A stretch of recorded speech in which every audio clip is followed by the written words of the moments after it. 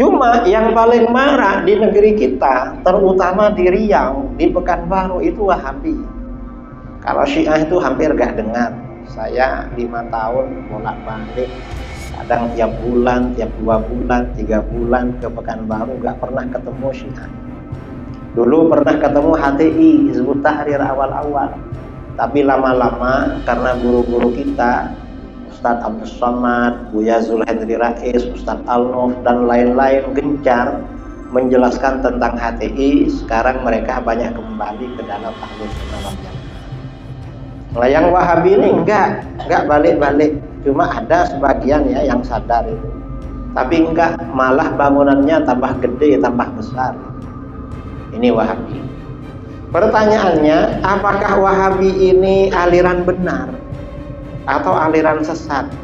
Ahlus Sunnah wal Jamaah jelas menganggap Wahabi ini aliran sesat, aliran salafi. Dasarnya apa? Banyak dasarnya. Bismillahirrahmanirrahim. Alhamdulillahi rabbil alamin. Lahul hamdu wal fadlu wa lahus sana'ul hasan. Asyhadu an la ilaha illallah wahdahu la syarika lah. Wa asyhadu anna sayyidana Muhammadan abduhu wa rasuluh. Allahumma shalli ala sayyidina Muhammadin tibbil qulubi wa dawaiha wa afiyatil abdani wa shifaiha wa nuril absari wa dhiyaiha wa qutil arwahi wa ghidhaiha wa ala alihi wa sahbihi wa barik wa sallim amma ba'du. Para alim, para ustaz, para buya, para tuan guru yang saya muliakan dan saya hormati, jajaran pengurus DKM Masjid Nurul Huda yang juga saya hormati, para jamaah kaum muslimin dan muslimat, jamaah Nurul Huda yang saya banggakan dan saya cintai. Yang ingin saya sampaikan pada pagi kali ini berkaitan dengan isu-isu aktual. Apa? Masalah khilafiyah. Perbedaan pendapat di kalangan umat Islam itu sesuatu yang menjadi kenyataan, benar-benar ada. Cara menyikapi bagaimana? Perbedaan itu ada dua. Ada perbedaan pendapat di kalangan para ulama yang tidak berpotensi saling menyesatkan, membid'ahkan dan mengkafirkan. Artinya perbedaan ini tidak berpotensi menimbulkan perpecahan di internal umat Islam. Maka perbedaan ini merupakan rahmat Allah bagi kita. Ini masuk dalam ranah ikhtilafu ummati rahmatun atau ikhtilaful ulama'i rahmah. Sabda Rasulullah SAW walaupun dhaif tapi diakui oleh para ulama, perbedaan para ulama itu adalah rahmah, kasih sayang Allah bagi kita. Mengapa? Karena kita bisa memilih, dan dalam saat-saat tertentu kita bisa ambil pendapat yang lebih ringan. Contoh misalnya, laki-laki bersentuhan dengan perempuan, batal wudu apa enggak? Menurut Imam Syafi'i batal wudu. Sementara menurut Imam Hanafi atau Hambali, menurut Imam Hanafi atau Maliki tidak batal wudu. Hikmahnya di sini bagaimana? Dalam kondisi normal kita ikut Imam Syafi'i, agar kita kalau mau sholat gak main-main pegang-pegang istri, nanti batal wudunya. Karena kalau hormonnya naik kemudian keluar cairan, batal wudu, kan bahaya memang. Kemudian dalam kondisi tertentu kita perlu ikut mazhab Hanafi yang mengatakan tidak batal wudu. Misalnya ketika kita umroh, dimana kalau kita umroh pada waktu tawaf ini susah sekali tidak bersentuhan dengan perempuan. Apalagi orang Indonesia fisiknya kecil-kecil, sering kena bentur tangannya orang-orang Turki, tangannya orang-orang Iran, orang India. Kalau ikut mazhab Syafi'i, tiap beberapa meter nanti wudhu terus, nggak selesai-selesai tawafnya, maka ikut mazhab Hanafi. Ini namanya perbedaan ulama itu rahmah. Dan ini para ulama berbeda pendapat ini ribuan masalah. Imam Syafi'i berbeda dengan gurunya sendiri Imam Maliki dalam ribuan masalah. Tapi walaupun berbeda, tidak saling membid'ahkan, tidak saling mengkafirkan, tidak saling menyesatkan. Kadang ada yang bertanya, mengapa Imam Syafi'i ribuan kali berbeda dengan gurunya Imam Maliki? Karena ulama Ahlus Sunnah, ulama besar, itu melahirkan para pakar, bukan melahirkan pengikut. Yang dicetak oleh ulama-ulama besar itu para ahli. Karena muridnya ahli juga, ya berbeda pendapat kadang dengan gurunya. Bukan melahirkan para pengikut yang membebek pada gurunya. Masalahnya itu. Ini perbedaan pertama yang tidak berpotensi menimbulkan perpecahan. Yang kedua, ada perbedaan pendapat yang berpotensi menimbulkan perpecahan. Mengapa? Karena perbedaan pendapat ini menyebabkan seseorang membid'ahkan orang lain, menyesatkan orang lain, mengkafirkan orang lain. Maka ini namanya perbedaan yang tercela, yang disebut dengan furqah atau iftirat, perpecahan. Dan ini tercela. Nah, ketika terjadi perbedaan seperti ini, maka bagaimana? Umat Islam harus mengikuti ajaran faham Ahlus Sunnah wal Jamaah. Di Ahlus Sunnah ini ada perbedaan, tetapi perbedaan yang tidak menimbulkan perpecahan. Seperti perbedaan antara pengikut Imam Syafi'i, Imam Maliki, Imam Hanafi, Imam Hambali. Kemudian ada perbedaan yang pasti menimbulkan perpecahan. Ini seperti perbedaan antara Ahlus Sunnah dengan kelompok-kelompok di luar Ahlus Sunnah wal Jamaah. Dasarnya mana? Di dalam hadis riwayat Imam At-Tirmidzi, Rasulullah SAW bersabda, "Sataftariqu ummati ala 73 firqah." Umatku akan pecah menjadi 73 golongan. Ya, kalau yang namanya pecah ini berarti gak bisa disatukan, saudara, karena pecah. Umatku pecah menjadi 73 golongan. Kulluha finnar. Semua golongan itu masuk neraka. Illa wahidah, kecuali satu golongan. Yang selamat ini cuma satu golongan. Sisanya yang 72 ke neraka. Para sahabat bertanya, "Man hiya ya Rasulullah?" Siapa satu golongan yang selamat itu, wahai Rasulullah? Rasulullah SAW menjawab, "Ma'ana alaihi wa ashabi." Golongan yang selamat itu golongan yang mengikuti ajaranku dan ajaran para sahabatku. Siapa golongan yang mengikuti ajaran Nabi dan ajaran para sahabat? Jelas itu adalah golongan Ahlus Sunnah wal Jamaah. Berarti kalau begitu kita wajib mengikuti Ahlus Sunnah wal Jamaah, dan kita tidak boleh mengikuti salah satu dari 72 golongan itu. Mengapa? Yang 72 diancam masuk neraka, yang satu dijanjikan masuk surga, dan kita diperintahkan oleh Allah menjaga, melindungi diri kita dan keluarga kita dari masuk neraka. Anfusakum wa ahlikum naro. Lindungilah diri kamu dan keluarga kamu dari api neraka. Nah, dari sini berarti wajib menjelaskan mana-mana dari 72 golongan itu. Dan ini bukan menimbulkan kegaduhan, bukan. Di Indonesia ini, di Indonesia, Islam itu pertama kali masuk dulu Ahlus Sunnah wal Jamaah. Di dalam fikih mazhabnya Imam Syafi'i. Di dalam akidah mazhabnya Imam Asy'ari. Di dalam tasawuf mazhabnya Imam Junaid al-Baghdadi. Tarekatnya, kalau orang Riau, orang Sumbar, orang Sumut, orang Aceh, orang Jambi, kebanyakan tarekatnya Naqsyabandiyah Khalidiyah.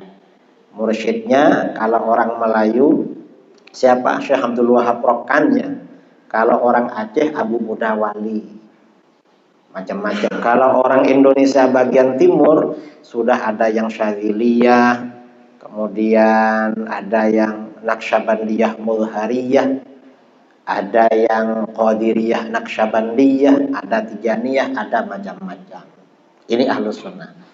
Belakangan kira-kira 200 tahun yang lalu muncul 3 aliran di negeri kita pada masa-masa penjajahan. Siapa? Yang pertama Wahabi. Wahabi ini sejak awal muncul di Saudi sudah masuk ke sini. Yang kedua Syiah. Yang ketiga aliran kebatinan. Kebatinan ini ngaku-ngaku pengikut tasawuf, tapi mengajak jamaahnya meninggalkan sholat 5 waktu. Bilangnya tasawuf, tapi gak sholat. Sufi, tapi gak sholat. Berarti suka nonton TV. Karena gak sholat kan. Mestinya kan rajin sholat itu, sufi ya. Nah, cuma yang paling marah di negeri kita, terutama di Riau, di Pekanbaru, itu Wahabi. Kalau Syiah itu hampir gak dengar. Saya 5 tahun bolak-balik, kadang tiap bulan, tiap 2 bulan, 3 bulan ke Pekanbaru, gak pernah ketemu Syiah. Dulu pernah ketemu HTI, Hizbut Tahrir awal-awal. Tapi lama-lama karena guru-guru kita, Ustadz Abdul Somad, Buya Zulhendri Rais, Ustadz Al-Nuf, dan lain-lain gencar menjelaskan tentang HTI, sekarang mereka banyak kembali ke dalam Ahlus Sunnah wal Jamaah. Nah, yang Wahabi ini enggak balik-balik. Cuma ada sebagian ya yang sadar itu. Tapi enggak, malah bangunannya tambah gede, tambah besar itu. Ini Wahabi. Pertanyaannya, apakah Wahabi ini aliran benar atau aliran sesat? Ahlus Sunnah wal Jamaah jelas menganggap Wahabi ini aliran sesat, aliran Salafi. Dasarnya apa? Banyak dasarnya. Misalnya hadis riwayat Ibnu Hibban, hadis sahih dari Sayyidina Hudzaifah bin Al-Yaman radhiyallahu anhu. Rasulullah sallallahu alaihi wasallam bersabda, "Innama atakhawwafu 'alaikum rajulun qara'al Qur'an." Sesungguhnya sesuatu yang aku khawatirkan pada kalian adalah seorang laki-laki yang pandai baca Quran. Baca Quran itu bagus, dianjurkan. Bahkan sabda Rasulullah SAW, afdalu ibadati ummati qiraatul Quran. Ibadah umatku yang paling utama, paling bagus adalah baca Quran. Tapi di sini ada orang pandai baca Quran, Rasulullah kok khawatir. Rasulullah kok awas. Berarti ini bermasalah. Bukan Qurannya yang bermasalah, tapi orangnya. Ada orang pandai baca Quran. Rasulullah khawatir dengan orang ini. Mengapa? Hatta idza ru'iyat bahjatuhu alaihi, hingga ketika orang ini kelihatan indah karena Al-Qur'an. Kok indah karena Al-Qur'an? Mungkin dia hafal Quran, suaranya merdu, enak. Kalau menjadi imam jamaahnya Masya Allah, suaranya merdu. Wasara rid'an lil Islam, orang ini juga menjadi penolong Islam. Kok penolong Islam? Mungkin bikin masjid, buka rumah tahfidz Al-Quran, ngajak orang kembali ke masjid, menjadi imam, ngajar Al-Quran, macam-macam, ngajar sholat. Jadi orang ini Qurannya bagus, indah karena Al-Quran, menjadi penolong Islam. Dipanggil ustadz oleh orang, bahkan kalau perlu doktor, al-ustadz ad-doktor. Ternyata apa? Setelah orang ini indah karena Al-Quran, menjadi penolong Islam, ghayyarahu ila masya Allah. Orang ini merubah ajaran Al-Quran pada apa yang Allah kehendaki. Artinya apa? Ajaran Al-Quran dirubah, didistorsi, ditahrif, diselewengkan pengertiannya. Fansalakha minhu. Setelah ajaran Al-Quran dirubah, dia melepaskan dirinya dari Al-Quran. Bagaikan ular yang lepas dari bajunya ya, apanya? Dari kulitnya. Ular tuh dalam waktu ke waktu biasanya lepas dari kulitnya. Ini juga begitu. Orang ini melepaskan diri dari Al-Quran. Fanabadhahu wara'a dhahri. Al-Quran dia buang jauh-jauh ke belakang. Setelah dia buang jauh-jauh ke belakang, orang-orang sudah percaya pada dia, ajaran Al-Quran dirubah, dia buang ke belakang, akhirnya apa? Fasa'a ila jarihi bisayf, lalu dia serang tetangganya dengan pedang. Tetangganya dibunuh.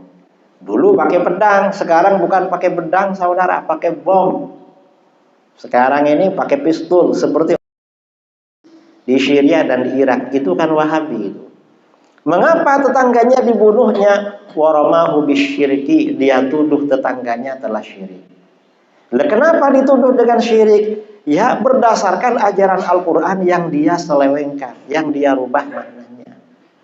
Para sahabat bertanya, ada sahabat bertanya, ya Nabi Allah, ayyuhuma aula bisyirki, ar-rami amil marmi. Hai Nabi Allah, siapa dari keduanya yang lebih berhak dianggap syirik? Yang menuduh syirik atau yang dituduh syirik? Rasulullah menjawab balir rami, justru yang menuduh syirik yang lebih berhak dianggap syirik. Nah, saudara-saudara, di akhir zaman ini tandanya aliran sesat itu pimpinannya tidak harus pakai tattoo, gak pakai anting-anting, gak pakai kalung. Bahkan kadang-kadang pimpinannya ini penampilannya sebagai ustadz, hafal Quran, suaranya merdu, mendirikan madrasah, mendirikan pondok, ya macam-macam. Tapi ajaran Al-Quran dirubah. Dirubah bagaimana? Yang tidak syirik, dia syirikkan. Yang tidak kafir, dia kafirkan. Yang tidak bid'ah, dia bid'ahkan. Yang tidak haram, dia haramkan. Yang tidak wajib, dia wajibkan. Pokoknya dirubah-rubah, diacak-acak hukum agama. Ini siapa? Yang cocok dengan seperti ini Wahabi. Beberapa bulan yang lalu saya undangan di Bima, Nusa Tenggara Barat. Sebelum berceramah, ustadznya bagi ceramah, kiainya buya di situ yang punya pondok ceramah. Kiai, kami ini pondok Ahlus Sunnah wal Jamaah. Tiap malam Jumat mengadain maulid. Karena kami aswaja, tetangga sebelah anti maulid. Alhamdulillah tiap malam Jumat kami dapat hadiah kiriman batu bata melayang dari sebelah. Saya tanya, masih ada batu batanya? Alhamdulillah kami simpan sebagai kenangan. Habis itu saya ceramah, saya sampaikan, beruntung tetangga saudara cuma punya batu bata. Coba tetangga saudara punya bom, kira-kira dihadiahkan enggak ke sini? Karena mereka mengkafirkan orang. Wahabi ini mengkafirkan orang, merubah ajaran Al-Quran. Apa yang dikafirkan? Orang yang bertawassul, bertabarruk, beristighatsah. Kalau Ahlus Sunnah, mayoritas umat Islam bertawassul, bertabarruk, beristighatsah. Mengapa? Alasannya simpel, perintah Al-Quran. Ya ayyuhalladzina amanu taqullaha wabtaghu ilaihil wasilah. Hai orang-orang yang beriman, bertakwalah kamu kepada Allah dan carilah wasilah menuju Allah. Wasilah itu artinya perantara. Jadi kita diperintahkan berperantara, berwasilah. Perintah Al-Quran. Dan wasilah dicontohkan oleh Rasulullah SAW. Wahabi anti wasilah. Orang yang berperantara, berwasilah, syirik dan kafir. Dasarnya apa? Pakai Al-Quran juga, cuma disalahartikan. Mengapa Wahabi mengkafirkan mayoritas umat Islam? Kata mereka, hai orang-orang Islam yang bertawassul, kalian syirik. Mengapa syirik? Orang-orang musyrik pada masa Rasulullah SAW, para penyembah berhala, ketika ditanya, mengapa kalian menyembah patung-patung, menyembah batu-batu yang kalian bikin sendiri? Orang musyrik menjawab, ma na'buduhum illa liyuqarribuna ilallahi zulfa. Kami tidak menyembah berhala-berhala itu, melainkan agar berhala-berhala itu mendekatkan kami kepada Allah sedekat-dekatnya. Nah, orang musyrik menyembah berhala untuk mendekatkan diri pada Allah. Makanya mereka kafir. Berarti sama dengan kalian, bertawassul, berperantara dengan nabi dan wali untuk mendekatkan diri kepada Allah. Orang musyrik kafir, kalian kafir juga. Nah, ini berarti si Wahabi ini merubah Al-Quran. Mengapa merubah Al-Quran? Karena orang musyrik itu memang menyembah pada berhala, beribadah pada berhala. Makanya Al-Quran menggunakan diksi, menggunakan narasi, ma na'buduhum illa liyuqarribuna. Kami tidak beribadah kepada berhala kecuali agar berhala itu mendekatkan kami kepada Allah. Artinya orang musyrik itu memang beribadah kepada berhala. Adapun orang Islam kepada para nabi dan para wali tidak beribadah, tetapi berwasilah, menyembahnya, doanya kepada Allah. Ini contoh doa wasilah ya, tawassul, yang diajarkan oleh baginda Rasulullah SAW. Suatu ketika Rasulullah SAW mengajar di rumah salah seorang sahabat. Tiba-tiba seorang laki-laki tunanetra datang, laki-laki buta. Lalu dia minta, ya Rasulullah, ud'ullah ayyakshifa basari. Hai Rasulullah, doakan pada Allah agar menyembuhkan aku dari kebutaan ini. Saya ingin sembuh dari buta Rasulullah. Lalu Rasulullah jawabannya memberi opsi. In syi'ta sabarta fahuwa khairun lak, kata Rasulullah. Kalau kamu mau, kamu yang sabar aja, biar tetap buta. Itu lebih baik bagi kamu. Karena kamu gak lihat maksiat dan kamu dapat pahala terus, masuk surga kamu. Tapi wa in syi'ta da'autu, tapi opsi kedua, kalau kamu mau tak doakan. Ternyata kata laki-laki itu, fada'uhu ya Rasulullah, doakan aja Rasulullah. Saya ingin lihat, biar kalau ke masjid gak perlu orang yang ngantar, jalan sendiri. Ternyata apa? Ternyata Rasulullah ngasih amalan pada dia. Kata Rasulullah, itil midha'ah, kamu datangi tempat wudu, fa'ahsinil wudu, lalu kamu kerjakan wudu dengan baik, dengan sempurna. Tsummatil masjid, lalu kamu pergi ke masjid, fasholli raka'atain, lalu di masjid kamu sholat hajat 2 rakaat. Kemudian tsummakul, setelah sholat hajat kamu baca doa ini, katakan doa ini, Allahumma inni as'aluka, ya Allah, sesungguhnya aku memohon kepadamu. Nah, dari tadi ini rangkaiannya akan beribadah kepada Allah. Berwudu ibadah pada Allah, sholat ibadah pada Allah, lalu berdoa kepada Allah, lalu bertawassul, wa atawajjahu ilaika, dan aku bertawassul kepadamu, aku berperantara kepadamu, binabiyyika Muhammadin, dengan nabimu Nabi Muhammad sallallahu alaihi wasallam, Nabiyyir rahmah, nabi pembawa rahmat. Setelah itu beristighatsah, menyeru Rasulullah. Menyeru ini konteksnya juga berperantara, berwasilah. Ya Muhammad, wahai Muhammad. Ya Nabiyyir rahmah, wahai nabi pembawa rahmat. Inni tawajjahtu bika ila rabbi, sesungguhnya aku bertawassul, aku berperantara denganmu kepada Tuhanku. Fi hajati hadhihi, mengenai hajatku ini, ingin sembuh dari buta, lituqbali, agar dikabulkan oleh Allah untukku. Allahumma fasyaffi'hu fiyya, ya Allah, terimalah syafaat nabiku untuk diriku. Wa syafi'ni fi nafsi, dan terimalah doaku untuk diriku sendiri. Laki-laki ini mengamalkan doa yang diajarkan oleh Nabi, sholat hajat dan doa yang diajarkan oleh Nabi. Kata rawi hadis tadi, Sayyidina Utsman bin Hanif radhiyallahu an, gak lama kemudian laki-laki itu pun datang ke tempat Nabi mengajar, wa qad absar, sudah benar-benar sembuh dari buta. Nah, ini artinya apa? Tawassul itu tidak syirik, istighatsah tidak syirik. Mengapa? Karena itu bagian wasilah, berperantara yang diperintahkan Al-Quran dan diajarkan oleh baginda Rasulullah SAW. Wahabi mensyirikkan karena pakai ayat Al-Quran yang salah tempat. Wahabi itu kalau berdalil sering salah tempat, saudara. Itu Wahabi. Makanya ini perlu diingatkan. Dalil ini sahih, hadisnya sahih. Karena hadisnya sahih, oleh Wahabi dirubah. Gimana kata Wahabi? Wahabi ngarang. Kata Wahabi, doa ini boleh dibaca ketika Nabi masih hidup. Terus kalau Nabi sudah wafat gak boleh dibaca. Mengapa gak boleh? Karena syirik. Kita tanya sama Wahabi, yang bilang begitu siapa? Nabi apa Wahabi?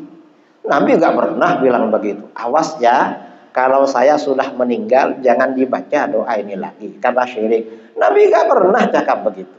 Yang cakap begitu Wahabi. Berarti Wahabi memang suka merubah ajaran agama. Al-Quran dirubahnya, hadis dirubahnya juga.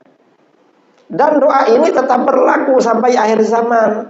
Karenanya Rasulullah wafat, para sahabat mengajarkan hadis ini kepada muridnya. Sahabat wafat, muridnya mengajarkan lagi kepada muridnya. Gurunya wafat, diajarkan lagi kepada muridnya. Sampai hadis ini ada di dalam berbagai kitab-kitab hadis. Lalu diajarkan oleh guru-guru kita kepada kita. Ini tawassul. Biasanya di kitab-kitab hadis, hadis ini biasanya dibaca oleh orang yang sakit keras. Atau dibaca oleh orang yang mengajukan proposal kepada pemerintah. Atau dibaca oleh orang yang mencari kerja. Atau dibaca oleh orang yang punya hajat berat. Saya pernah nyoba ya. Istri saya waktu mau melahirkan berat. Kata dokter, kata bidannya yang jaga di puskesmas dulu sekitar jam 2 malam. Gimana Bu? Masih lama Pak? Ini masih buka 2. Carikan teh hangat aja biar ibunya agak kedinginan. Akhirnya saya ke musola, lalu sholat. Habis sholat saya baca doa ini, doa yang lain. Habis itu saya masuk lagi ke ruang. Gimana? Masih lama Pak? Kata susternya. Carilah teh. Begitu saya keluar, ternyata istri teriak sudah keluar. Bidannya gak tahu kalau keluar itu. Bayinya sudah nangis cepat memang. Nah, doa ini ada cerita. Tahun 2014 saya diundang kerajaan Malaysia. Daurah. Pesertanya para imam masjid, para ulama, para mufti 50 orang. Di tengah pulau diantarkan kapal. Sampai di pulau kecil itu kapal pergi biar gak pulang 3 hari. Saya menerangkan dalil tawassul. Lalu saya berseloroh canda. Saudara-saudara, terutama bapak-bapak, kalau ingin tahu doa ini bisa juga loh dibaca untuk kawin lagi. Saya bilang begitu.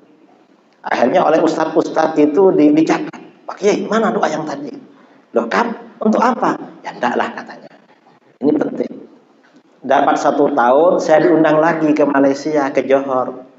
Ketika akan pulang di bandara, ada imam besar yang dulu ikut daurah itu, bawa istri, bawa anak, bawa bayi. Kiai minta tolong Kiai ke rumah makan dulu. Kami rindu sama Kiai, ingin makan-makan katanya. Akhirnya makan di situ. Waktu duduk saya tanya dia, ini istri kamu ini? Ini barokah Kiai katanya. Ini anak kamu, barokah Kiai. Apa kok barokah-barokah? Ditanya, yang bener lah jawab, istri kamu. Akhirnya pejabat yang ngantar saya bisik-bisik, Pak Kiai, ini imam besar nih udah kawin lagi. Ini punya anak. Kamu kawin lagi? Iya Pak Kiai. Kok kawin lagi? Loh sama Kiai dikasih amalan katanya. Saya baca langsung dapat kan. Itu tahun 2014. Tahun 2017 ada daurah lagi di pulau, di Pahang. Imam besar ini ikut lagi. Ternyata yang menemani beda dengan yang kemarin. Yang kemarin 2 tahun lalu itu agak tinggi, yang ini agak pendek, cuma lumayan. Terus saya tanya, ini siapa lagi? Ini yang ketiga, Kiai. Loh, nambah lagi? Iya. Kok nambah lagi? Loh, siapa gurunya? Katanya. Kan Pak Kiai yang ngajari doanya. Nah, maksudnya bukan itu, saudara. Artinya apa? Doa tawassul itu tidak syirik. Karena ini memang yang mengajarkan adalah baginda Rasulullah SAW. Itu tawassul. Wahabi mensyirikkan. Dan Wahabi ini ajaran apapun yang berbeda dengan kita. Kalau tidak merubah Al-Quran, merubah hadis. Kalau nggak merubah hadis, itu biasanya ngarang-ngarang dalil. Ini Wahabi. Kita ini kalau habis sholat ya macam tadi. Kita kalau habis sholat biasanya zikir jahar. Kalau Wahabi nggak ada zikir jahar. Habis salam, imamnya menghadap jamaah, lalu bibirnya gerak-gerak, kita nggak dengar baca apa dia. Karena kita nggak tahu baca apa dia. Akhirnya jamaahnya bingung. Mau baca apa ini? Karena bingung, akhirnya jamaahnya turun. Begitu jamaahnya turun, imamnya ikut turun. Nah, ini kembali namanya. Mengapa? Lalu kata mereka apa? Mengapa mereka agak zikir jahar? Zikir jahar dengan suara keras bid'ah. Gak bid'ah, padahal gak bid'ah. Mengapa gak bid'ah? Karena di dalam kitab-kitab hadis, misalnya riwayat Imam Muslim, riwayat Al-Baihaqi, riwayat At-Tabrani dan lain-lain. Rasulullah SAW kalau menjadi imam sholat, habis salam, zikirnya paling keras. Makanya para sahabat itu tahu zikir apa saja yang dibaca Rasulullah habis sholat. Karena Rasulullah zikirnya nyaring. Itu imamnya. Jamaahnya bagaimana? Jamaahnya keras juga. Hadis riwayat Bukhari Muslim. Imamnya pakai zikir jahar, makmumnya zikir jahar. Kau langsung pergi. Wahabi kalau sholat di masjid kita, dengar imamnya jahar, biasanya langsung berdiri, mukanya emosi. Macam orang kesetanan. Nah, itu salah itu. Ada murid saya mantan Wahabi. Saya tanya dia, kamu dulu waktu Wahabi, kalau bermakmum imamnya zikir jahar, kamu pergi? Iya Kiai, katanya. Kenapa pergi? Kata Ustadz kami, itu bentuk dari hajar. Hajar itu perlawanan atau protes pada kemungkaran. Loh, masa habis sholat protes? Mestinya habis sholat itu fa idza faragta fansab wa ila rabbika farghab. Kalau sudah selesai kamu bangkit dan mohon kepada Allah. Kan disuruh berdoa itu. Sebentar ya, ntar lagi. Jadi isyraq ini agak mundur-mundur gak apa-apa lah. Yang penting ngajinya agak lama dikit, 10 menit lagi. Nah, akhirnya apa? Itu Wahabi. Sebenarnya yang benar gak begitu. Yang benar itu makmum itu meninggalkan tempat sholat berjamaah ketika imamnya beranjak berdiri. Karena di dalam hadis riwayat Imam Bukhari dari Ummu Salamah, kata Ummu Salamah, fa idza qama Rasulullah sallallahu alaihi wasallam qamar rijal. Kalau Rasulullah berdiri dari tempat sholat, jamaah di belakangnya baru berdiri. Bukan imamnya ditinggal duluan. Kalau imamnya ditinggal duluan, selain gak sopan, kasihan juga. Imamnya zuhur sendirian, makmumnya 3 orang Wahabi semua. Lalu imamnya zikir jahar. Begitu menoleh ternyata gak ada orang. Gimana itu? Sudah meninggalkan sunnah, tega lagi sama imamnya. Dan ini namanya meninggalkan sunnah. Karena memang makmum itu yang sunnah meninggalkan tempat sholat bersama imam. Makanya Imam Bukhari ketika meriwayatkan hadis ini menulis babun tiwarin nas qiyamal imam al-alim. Bab ini menjelaskan bahwa jamaah itu menunggu imam dulu mau berdiri. Imamnya berdiri baru jamaahnya berdiri. Jangan berdiri duluan. Kalau Wahabi dibolak-balik saudara. Pergi duluan, malah makmumnya pergi, imamnya ikut. Loh, kok imam ikut makmum itu? Mestinya makmum ikut imam. Ini juga contoh ya. Wahabi ini habis sholat diajak salaman gak mau. Ya, di Bogor orang-orang curhat. Ada Wahabi kiai diajak salaman habis sholat dipukulnya tangan kita. Ada juga diajak sholat malah tersinggung dia. Sebenarnya yang benar gimana? Loh, cuma diajak salaman, ya maulah, jangan mahal-mahal. Oh, Rasulullah habis sholat diajak salaman mau. Dan itu hadisnya sahih riwayat Imam Bukhari. Abu Juhaifah berkata dalam Sahih Bukhari radhiyallahu an, kharaja Rasulullah sallallahu alaihi wasallam bil hajirah ilal Batha. Rasulullah keluar pada waktu cuaca panas sekali ke daerah Batha, mungkin musim haji. Fatawadda'a, lalu Rasulullah berwudu. Selesai berwudu Rasulullah menjadi imam. Thumma shalla zuhra rak'atain wal asr rak'atain. Rasulullah menjadi imam zuhur asar di jamak qashar. 2 rakaat. Selesai sholat, wa qaman nas, orang-orang berdiri.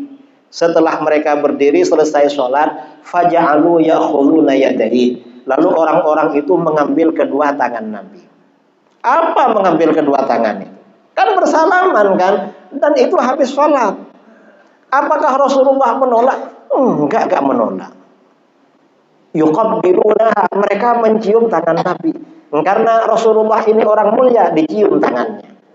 Kata Abu Juhaifah, rawi hadis ini, fa akhadtu biyadihi. Aku ambil tangan beliau, fa wada'tuha ala wajhi. Aku letakkan tangan beliau pada wajahku.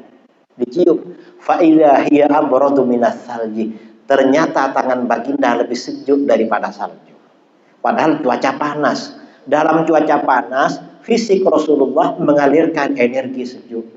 Wa atyabu raihatan minal miski, dan tangan beliau lebih harum aromanya daripada parfum kasturi.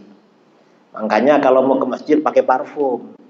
Kalau bersalaman dengan orang dapat parfum kawannya. Jangan kayak Wahabi, gak pakai parfum, akhirnya gak mau diajak salaman karena takut bau tangannya itu. Nah, artinya apa? Wahabi ini bahaya, saudara. Ajarannya memang berbeda dengan Ahlus Sunnah. Dan ini jangan dibilang khilafiyah, jangan. Khilafiyah itu perbedaan antara mazhab Ahlus Sunnah. Kalau perbedaan antara Ahlus Sunnah dengan Wahabi itu namanya furqah, perpecahan. Kita nggak boleh ikut kelompok-kelompok yang mengajak pada perpecahan. Harus mengikuti kelompok Ahlus Sunnah wal Jamaah. Nah, masalah-masalah lain di mana Wahabi itu berbeda dengan kita, itu mereka biasanya kalau nggak merubah ajaran Al-Quran, merubah hadis Nabi, atau ngarang-ngarang dalil, salah menempatkan dalil. Jangan dikira setiap orang berdalil dengan Al-Quran pasti benar, enggak. Kadang-kadang yang berdalil dengan Al-Quran itu aliran sesat. Mengapa? Al-Quran menjelaskan yudhillu bihi katsira wa yahdi bihi katsira. Allah sesatkan dengan Al-Quran banyak orang, dan Allah berikan hidayah dengan Al-Quran banyak orang.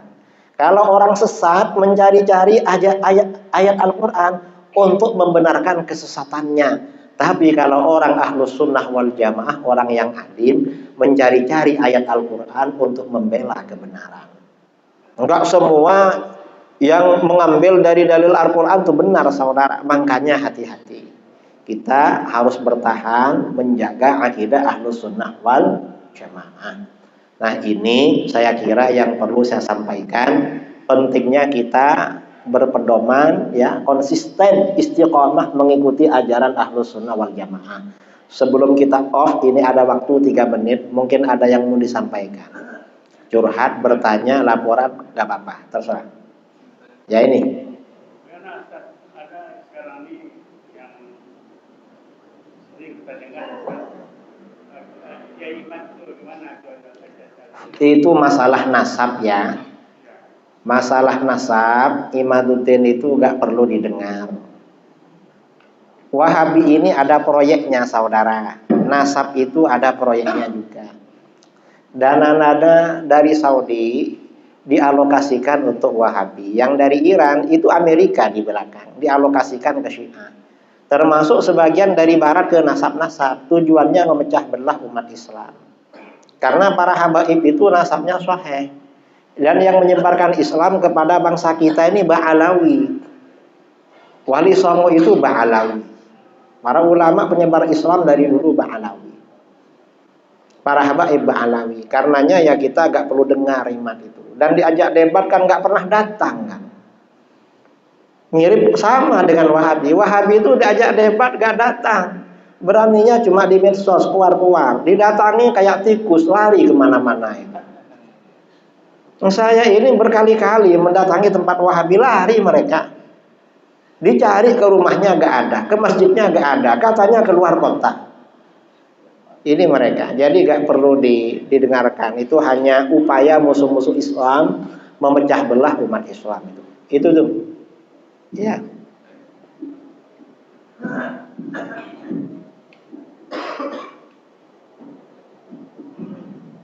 Assalamualaikum warahmatullahi wabarakatuh.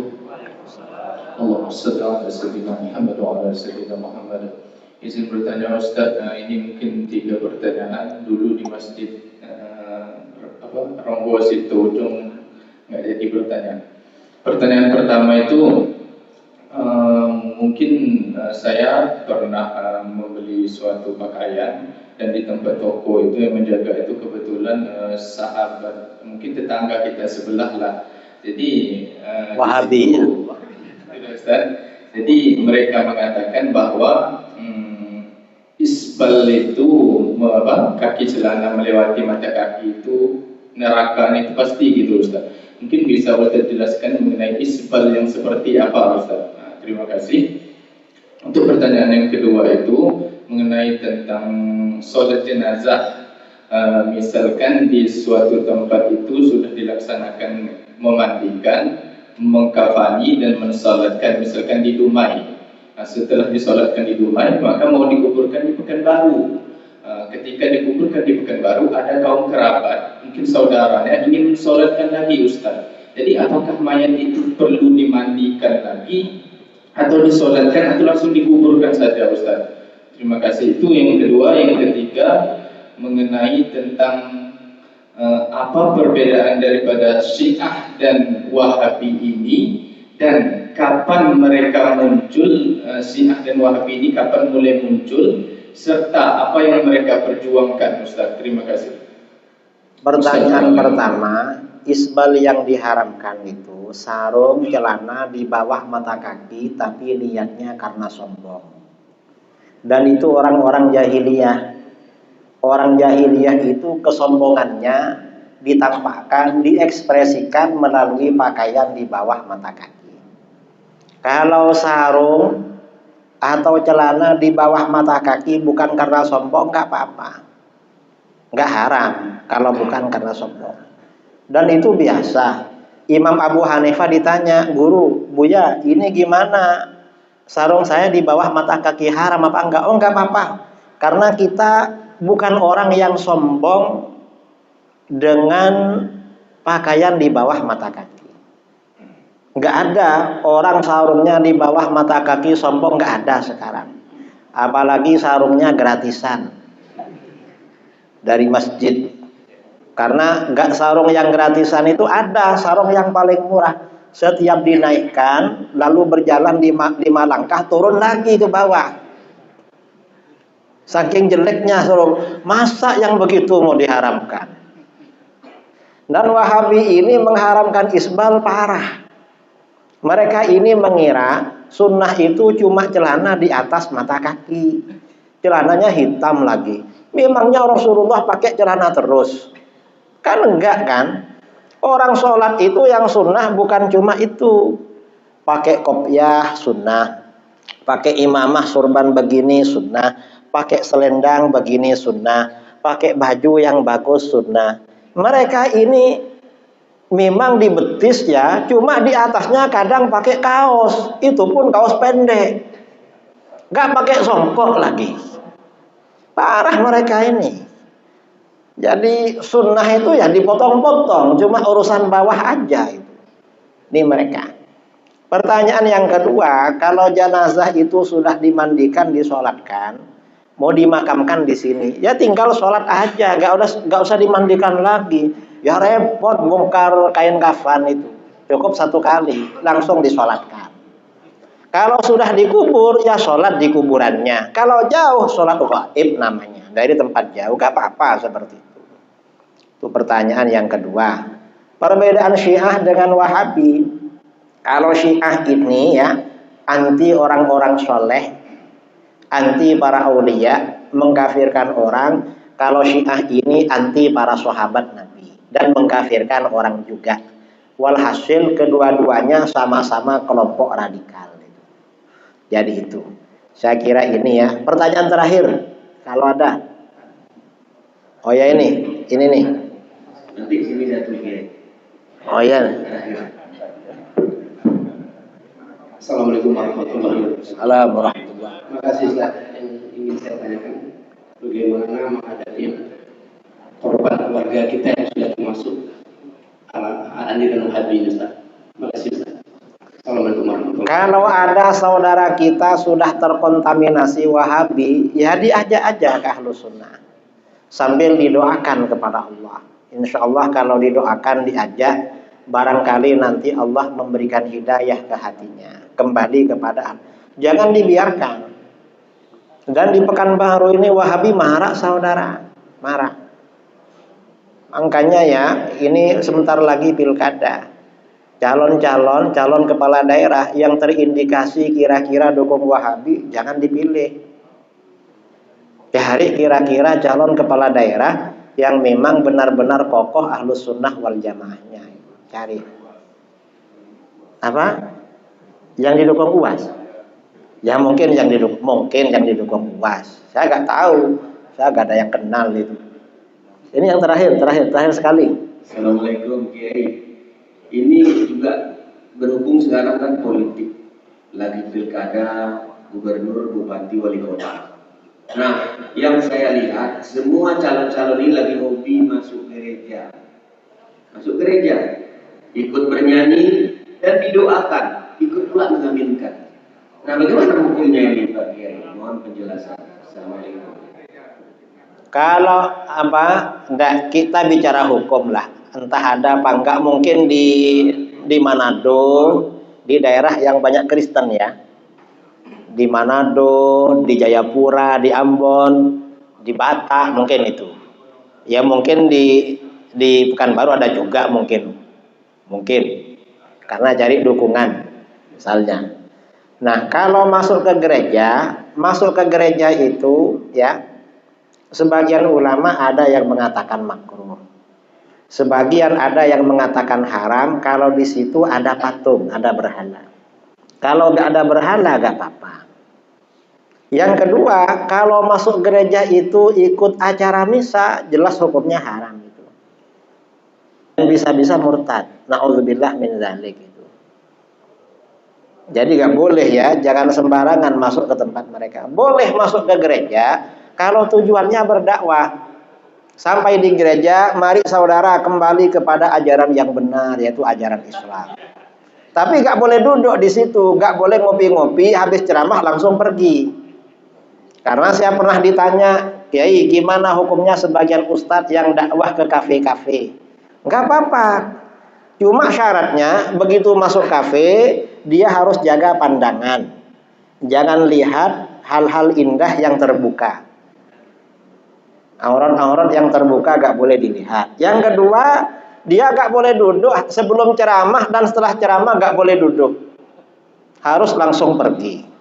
Ketiga, dia memang tidak tergoda dengan mereka. Gak apa-apa seperti itu. Jadi memang kadang-kadang ya karena mencari suara sampai mengorbankan agama. Na'udzubillah min dzalik. Jadi memang perlu jaga-jaga. Karena waktu sudah habis ya. Ada yang berangkat mau kerja, mari kita baca doa bersama.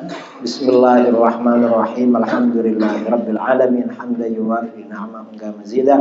Allahumma shalli ala sayyidina Muhammadin salatan tunjina biha min jami'il ahwali wal afat wa taqdi lana biha jami'al hajat wa tutahhiruna biha min jami'is sayyi'at wa tarfa'na biha indaka a'la darajat wa tuballighuna biha qasal ghayat min jami'il khairati fil hayat wa ba'da al mamat ala alihi wa sahbihi wa sallim. Allahumma atina fid dunya hasanatan wa fil akhirati hasanatan wa qina adzaban nar. ربنا هب لنا من أزواجنا وذرياتنا قرة أعين واجعلنا للمتقين إماما اللهم قسم لنا من خشيتك ما يحول بيننا وبين معصيتك ومن طاعتك ما تبلغنا به جنتك ومن اليقين ما تحول به علينا مصائب الدنيا اللهم متعنا بأسماعنا وبصارنا وقوتنا ما أحييتنا واجعله الوارث منا واجعل ثأرنا على من ظلمنا وانصرنا على من عادانا ولا تجعل مصيبتنا في ديننا ولا تجعل الدنيا أكبر همنا ولا مبلغ علمنا ولا تسلط علينا من لا يرحمنا اللهم اغفر لنا ذنوبنا ولوالدينا ومشايخنا وذوي الحقوق علينا ولجميع المؤمنين والمؤمنات والمسلمين والمسلمات الأحياء منهم والأموات وصلى الله على خير خلقه سيدنا محمد النبي الأمي وعلى آله وصحبه وبارك وسلم تسليما كثيرا سبحان ربك رب العزة عما يصفون وسلام على المرسلين والحمد لله رب العالمين تقبل الله منكم السلام عليكم ورحمة الله وبركاته.